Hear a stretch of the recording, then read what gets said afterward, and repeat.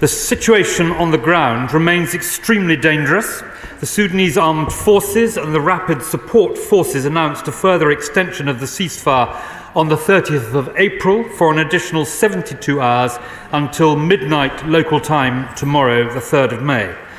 I pay tribute to the significant international efforts which brought this about.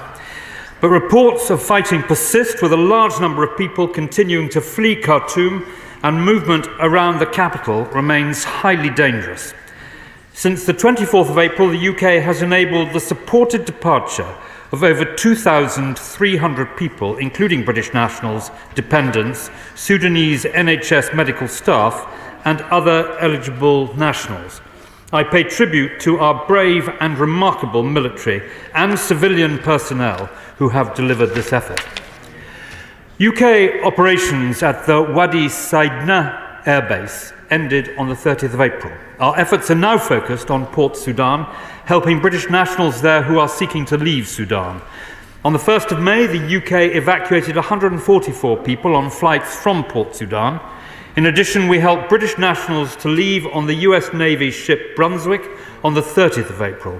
I would like to thank our American friends and countries across the region, in particular Saudi Arabia, Egypt and Cyprus, for their assistance.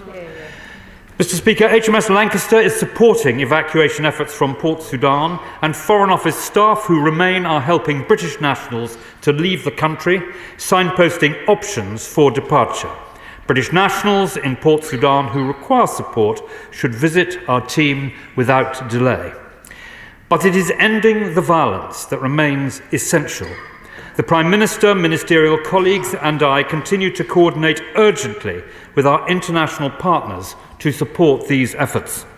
I have just returned, Mr. Speaker, from Nairobi, where I had productive conversations with the President of Kenya, the Chairperson of the African Union, Musa Faki, and former Sudanese Prime Minister Abdallah Hamdok, amongst others.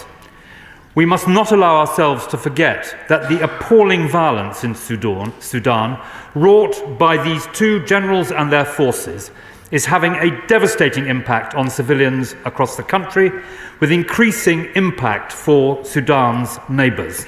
The most vulnerable people in Sudan are bearing the brunt of the conflict. Aid operations are now at a standstill. Humanitarian supplies have been looted, and hospitals and relief workers have been targeted in attacks. At least 5 aid workers have been killed, including other health staff. The warring factions must desist from violence so that aid can reach those who desperately need it. The UK will continue to stand with the United Nations, who are leading the international humanitarian response.